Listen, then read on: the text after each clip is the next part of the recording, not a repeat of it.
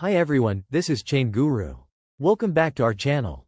Today, we are going to delve into one of the most critical and foundational areas of supply chain management: demand planning and forecasting. This discipline plays a central role in ensuring the entire supply chain functions effectively and efficiently. From procurement of raw materials to production scheduling, inventory management, and distribution logistics, every stage depends on our ability to accurately anticipate customer needs. An accurate forecast serves as a roadmap, allowing businesses to allocate resources wisely, reduce excess inventory, avoid stockouts, and enhance customer satisfaction. On the other hand, poor forecasting can lead to significant operational disruptions, increased costs, and lost sales opportunities.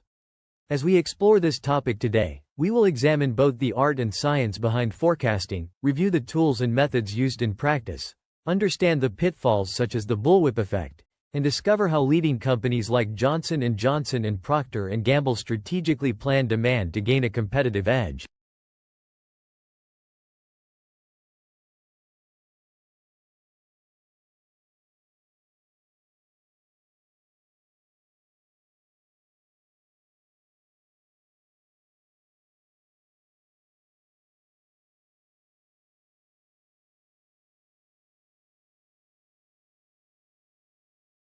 Our session will be structured as follows: basics of demand forecasting, qualitative and quantitative forecasting methods, the bullwhip effect and demand variability, sales and operations planning, S&OP. Each section will include real-world examples, including companies like Johnson & Johnson and Procter & Gamble, to help illustrate key concepts.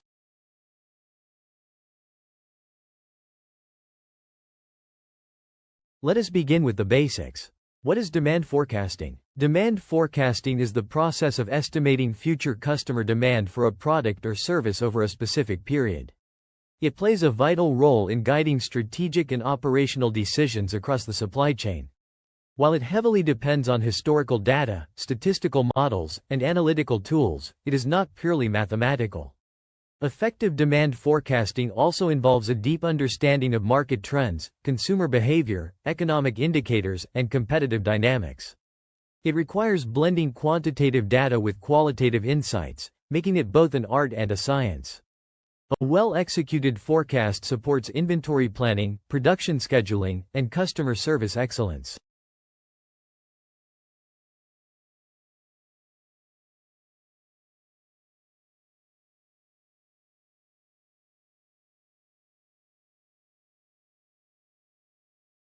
So, why is demand forecasting so important? Well, accurate forecasts are absolutely essential for running an efficient and responsive supply chain. First, they help businesses optimize inventory levels, meaning you're not tying up capital in excess stock, but you're also not running out when customers need your product. Second, better forecasting leads to improved customer satisfaction because products are available when and where they're needed. Third, it reduces unnecessary costs and waste, which is especially important in industries with perishable or seasonal items. And finally, strong forecasts support smarter decisions around production planning, workforce management, and capacity investments. Let's consider Procter & Gamble, P&G, a global consumer goods company. P&G has a vast array of products, from Tide detergent to Pampers diapers. Imagine what would happen if they consistently under-forecasted the demand for Pampers. Retailers would run out of stock, customers would be dissatisfied, and P&G would lose market share. On the other hand, over-forecasting would lead to excess inventory, increased holding costs, and potential obsolescence. Therefore, demand forecasting plays a pivotal role in aligning supply with actual customer needs.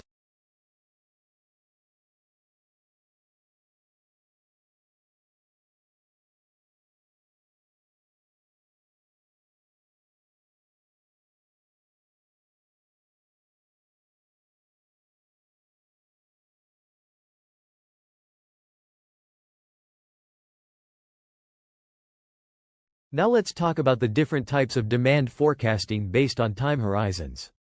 First, we have short-term forecasting, which typically covers a few weeks to a few months. This type of forecasting is crucial for day-to-day operational decisions, such as scheduling production runs, managing workforce shifts, and replenishing inventory levels. It allows companies to stay agile and responsive to immediate market changes. Next is medium-term forecasting, which usually spans from 3 months to about 2 years. This is particularly useful for budgeting, setting sales targets, and planning for capacity or equipment needs. It strikes a balance between operational agility and longer-term resource allocation. Finally, we have long-term forecasting, which extends beyond 2 years. This type is used for strategic decisions such as entering new markets, investing in new facilities, or launching major R&D projects. For example, Johnson & Johnson might use long-term forecasts to plan future expansions in emerging healthcare markets.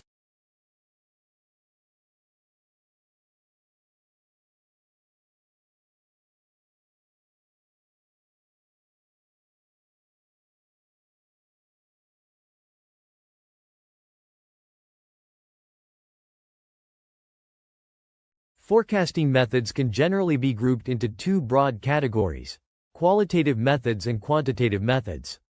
Let's start with qualitative methods. These approaches are typically used when there's little or no historical data available, such as for new product launches or emerging markets.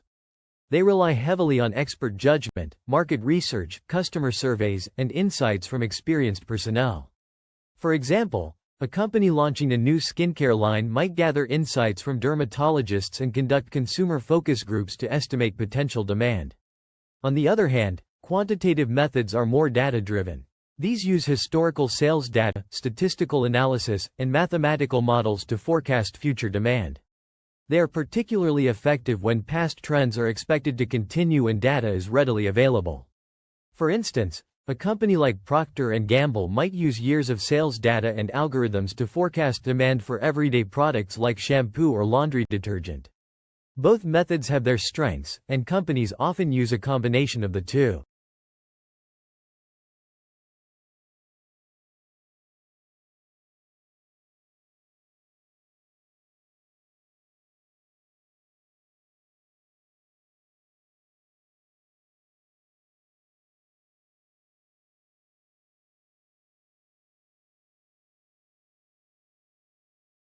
Let's now take a closer look at qualitative forecasting methods, which are especially helpful in situations where historical data is limited or unavailable. These methods are typically used when launching a new product, entering a new market, or operating in a highly dynamic environment where past trends may not accurately predict the future. One common technique is the Delphi method. This is a structured approach where a panel of experts is consulted through multiple rounds of questioning. After each round, feedback is shared anonymously, and the experts can revise their answers. The goal is to reach a consensus over time. For example, a healthcare firm launching a new drug might not have any sales history, so it would rely on expert input, say from doctors or pharmacologists, to estimate future demand. Another widely used method is market research, which involves collecting information directly from consumers through surveys, focus groups, or interviews. Colgate, for instance, might conduct focus groups to gauge interest in a new type of toothpaste, helping them forecast initial demand more accurately. A third qualitative method is the Salesforce composite approach. Here, sales representatives provide their own demand estimates based on what they're hearing from customers.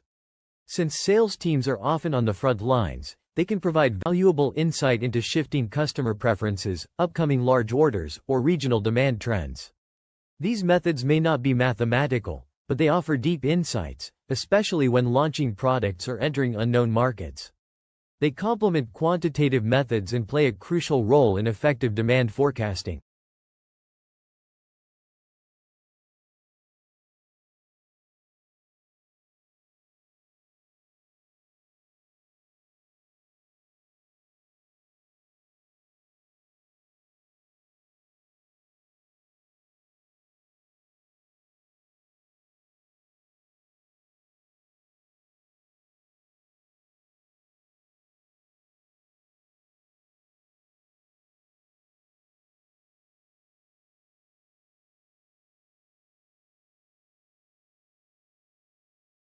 Now let's explore quantitative forecasting methods, which rely on historical data and mathematical models to predict future demand.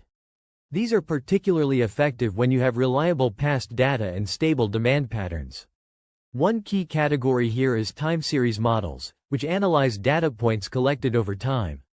The simplest of these is the moving average, which takes the average of demand over a specific number of past periods to smooth out short-term fluctuations. A more refined method is exponential smoothing, which gives more weight to recent observations, making it more responsive to changes in demand.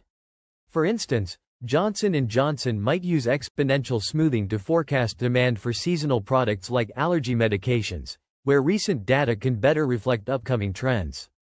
Another sophisticated model is ARIMA, or Autoregressive Integrated Moving Average. ARIMA is useful when data shows trends or seasonality and is often applied in long-term planning where patterns need to be deeply analyzed. In addition to time series models, we also have causal models, which predict demand based on external variables or cause and effect relationships. For example, a company forecasting sunscreen sales might factor in weather predictions. Higher temperatures typically increase demand. These methods form the analytical backbone of many supply chain decisions and are especially powerful when paired with good data and proper interpretation.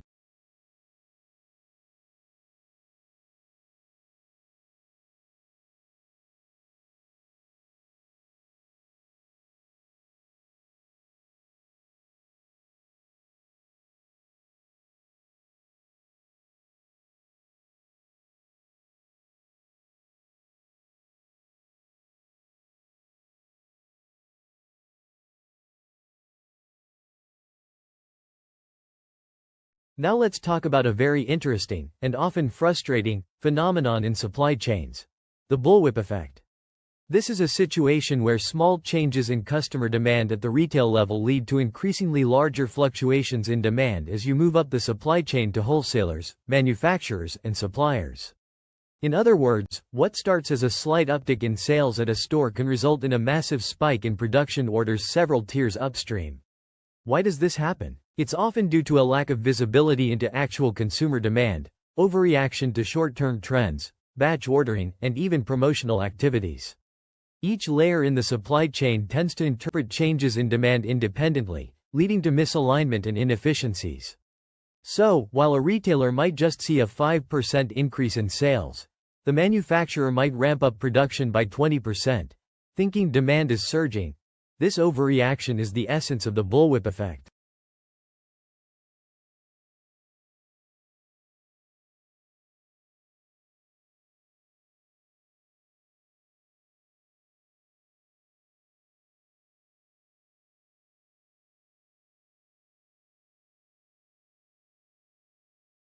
Let's talk about some key causes behind supply chain inefficiencies, specifically, the bullwhip effect.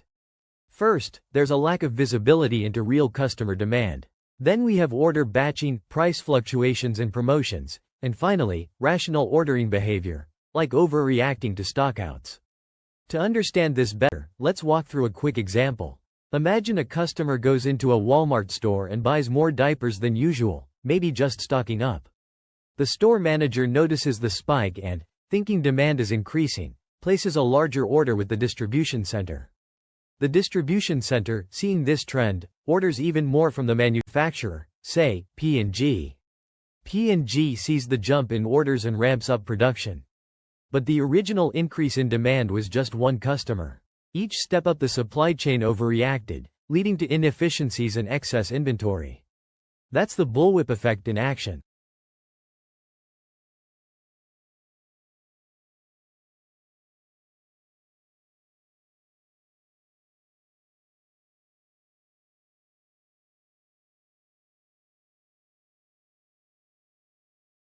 Let's talk about the consequences of poor demand forecasting or falling victim to the bullwhip effect. First, one of the most immediate impacts is excess inventory. When companies overestimate demand, they end up with unsold stock sitting in warehouses, tying up capital and increasing storage costs. Next, on the flip side, underestimating demand can lead to poor customer service. Stockouts frustrate customers, damage brand loyalty, and may push buyers toward competitors. Another major consequence is inefficient production scheduling.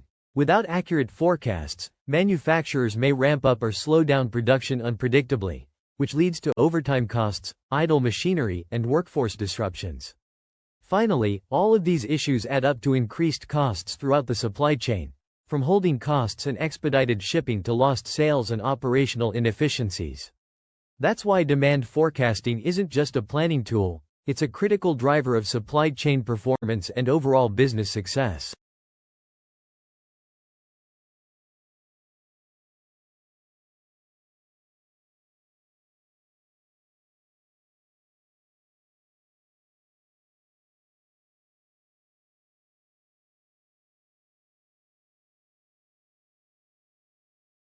So, how can we mitigate the bullwhip effect and bring more stability to the supply chain? One of the most effective strategies is to improve information sharing, particularly by giving upstream partners access to real-time data like point-of-sale transactions. When everyone in the chain sees actual customer demand, they can respond more accurately instead of guessing. Another key tactic is to reduce lead times. The faster you can move products through the supply chain, the less room there is for overreaction or overordering. Companies also use demand smoothing techniques, like breaking large orders into smaller, more regular shipments, to avoid sudden spikes. And finally, adopting collaborative planning is essential. This involves joint forecasting and inventory management between supply chain partners. Leading firms like Johnson & Johnson and Procter & Gamble actively use tools like vendor-managed inventory, VMI, and collaborative planning, forecasting, and replenishment, CPFR, with retailers like Walmart to reduce uncertainty and improve overall supply chain efficiency.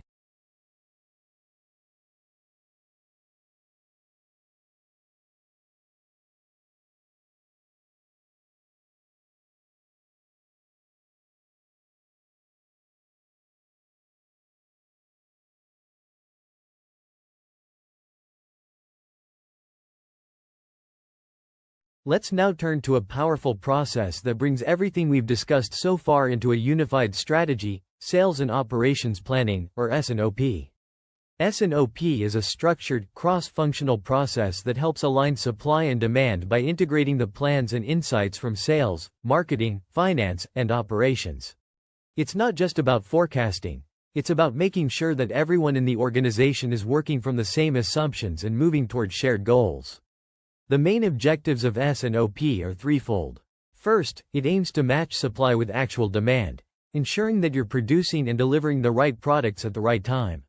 Second, it works to improve communication and collaboration between departments, breaking down silos that often lead to conflicting plans or missed opportunities. And third, it empowers the organization to make better, more informed decisions, based on a holistic view of business performance, market trends, and resource capabilities.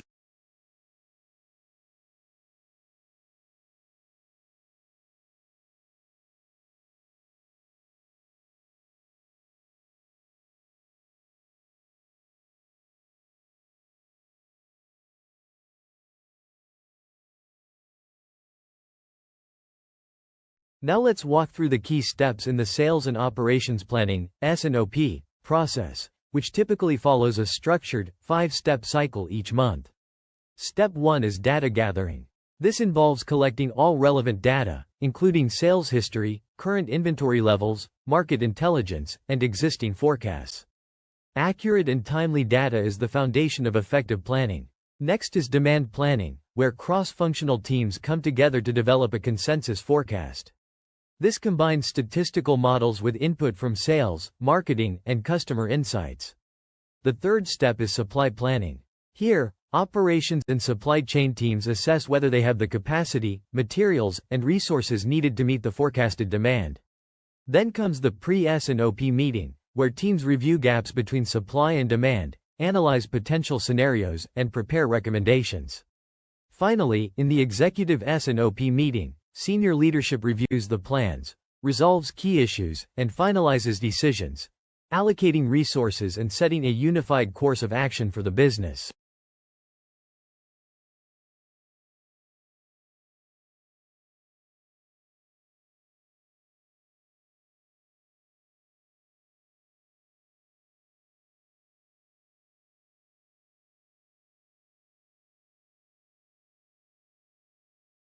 One of the key advantages of implementing a strong S&OP process lies in its clear, measurable benefits. First, it leads to improved forecast accuracy by combining insights from multiple departments, which helps reduce errors and align expectations. Second, it enables better inventory management, ensuring that stock levels are optimized to meet demand without overproduction or shortages. Finally, it contributes to enhanced service levels, helping companies deliver products more reliably and consistently to their customers.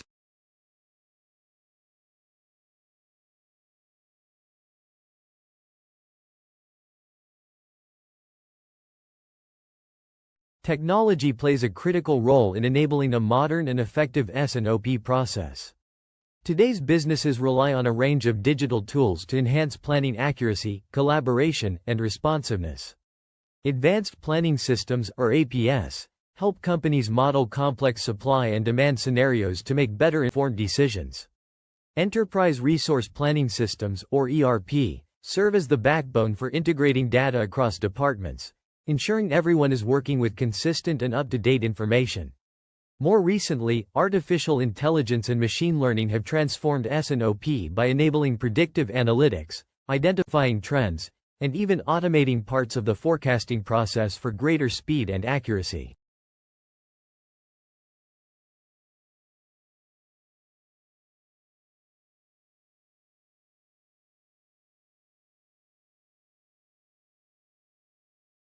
There are several key factors that determine the success of an S&OP process. First and foremost is executive commitment. Senior leadership must actively support and participate in the process, setting priorities and driving alignment across the organization. Without that top-down buy-in, S&OP efforts often lose momentum. Second, reliable data is essential. Inaccurate or inconsistent information can undermine planning efforts and lead to poor decisions. Finally, a collaborative culture is crucial. S&OP requires input from multiple departments, so teams must be willing to share information, align goals, and work together toward common outcomes.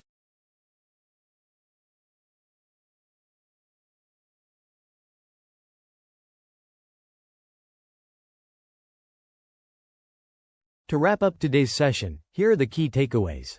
First, demand forecasting is absolutely essential for running an efficient and responsive supply chain. It guides everything from inventory to production. Second, we've seen that both qualitative and quantitative forecasting methods have their place, depending on the situation and the data available. Third, the bullwhip effect highlights the risks of poor communication and inaccurate forecasting, and why visibility across the supply chain is so important.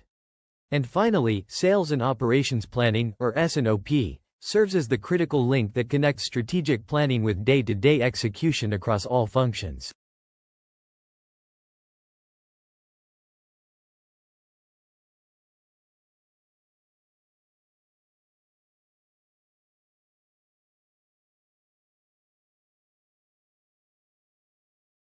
If you have any question, please feel free to drop it down below. Don't forget to subscribe our channel, and I will see you in the next session. Take care, bye.